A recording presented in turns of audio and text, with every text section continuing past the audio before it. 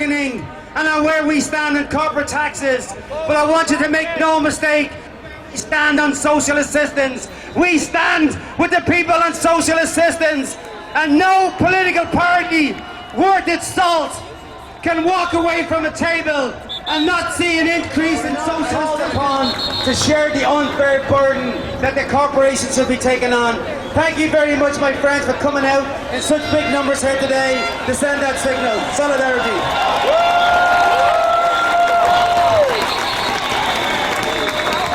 United will never be defeated. The people united will never be defeated. The people united will never be defeated. The people united will never be defeated. Thanks very much.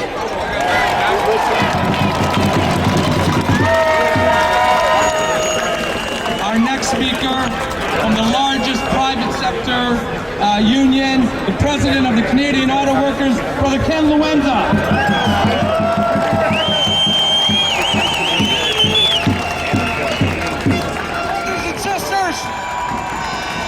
Brothers and sisters, let me say this. In a brief minute I have the stage. The reality is we need good quality public service. It's essential to the good of the province. Of jobs in the private sector to support jobs in the public sector. So I stand up here today and I say to Premier McGuinty, you made a commitment to the citizens of the North that you would provide support to Ontario Northland. But since you've been elected, you have cut the legs off of the economic and social well-being of the North by eliminating the Ontario Northland.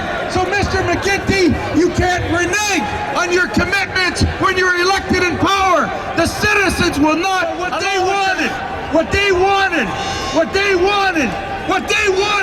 was the next generation to have better opportunity than they had. And today, brothers and sisters, that next opportunity is not nearly as bright without having an industrial strategy for good jobs that pay good wages, pays good benefits. Capital should not be able to move from one city to another city, from one country to another, regardless of the consequences it has on workers and communities. Governments must stand up for the people of Ontario. Governments must stand up for the people of Canada. People must stand up and fight for equality, economic and social justice, but it all begins with jobs and opportunities. Once again, brothers and sisters, keep the faith, keep fighting, demand justice, and if we fight hard enough, we will succeed. Thank you, brothers and sisters.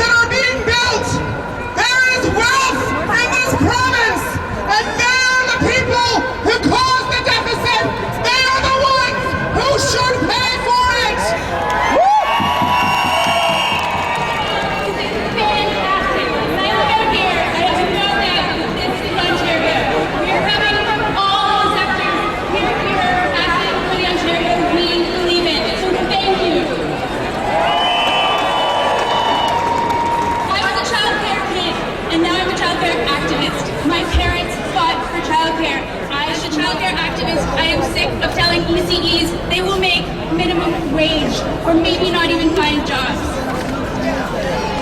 Lied to and false promises. We are fed up with being told we need to do another present. And it was a whole load of shame.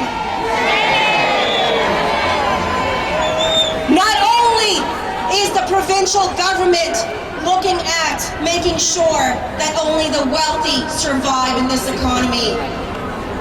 The Conservative government is making sure that you have no public services. They're making sure that your food is not going to be inspected. that when you retire, you will not have your pensions because there will be no one there to ensure you get your benefits.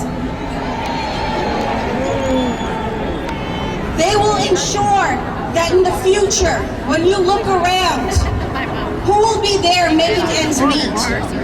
They will be the corporations and the wealthy. But brothers and sisters, what they did not count on is everyone standing here. We will ensure that we stand in solidarity. We will ensure that we challenge them to do better. We deserve better. So wait, press what?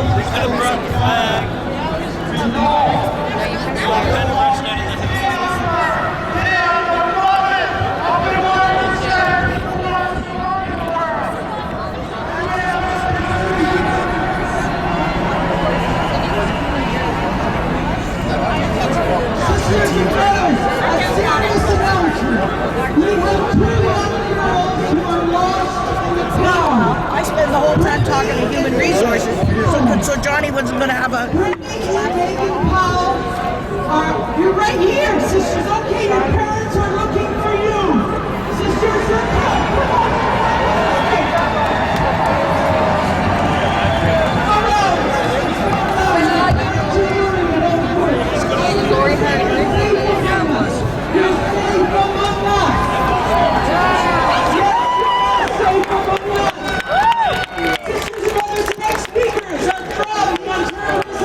Support Program Action Coalition.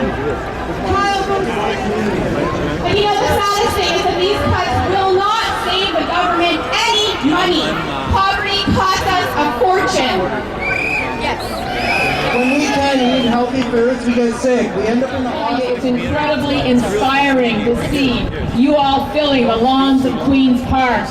Today, you are making history, brothers and sisters. You have created a movement today. A movement that has pledged to leave no one behind.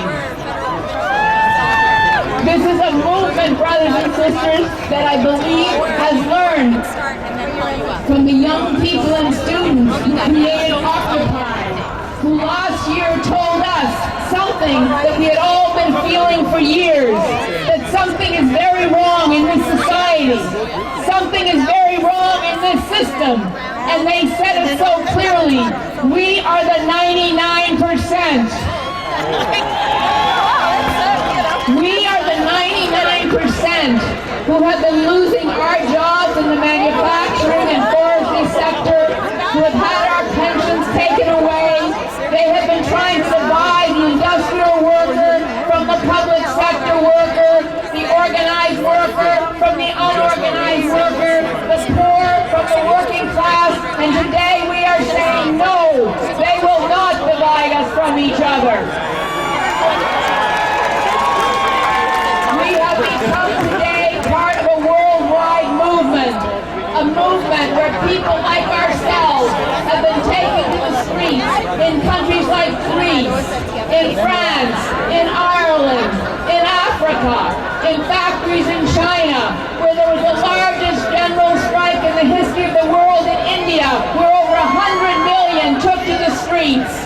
And they took to the streets for the same reasons we are here today, fighting back against the austerity agenda. The movement we are creating today will stretch to every town, every village, every city in this province, because the working people, the poor of Ontario, are saying no to the bankers and the businessmen. They are saying no to the guilty government. They are saying we have the right to be treated with dignity and respect in our workplaces, our schools, our community, and you will not take from us what we and our mothers, fathers, grandfathers, grandmothers have built over decades. And I want to bring solidarity today with the students of Quebec who have marched day after day after day, telling the Liberal government in that province that they will not destroy education system on their backs, that they will fight to allow everyone to have an education. It's the same struggle, the same fight. And I will end today by simply saying, who are we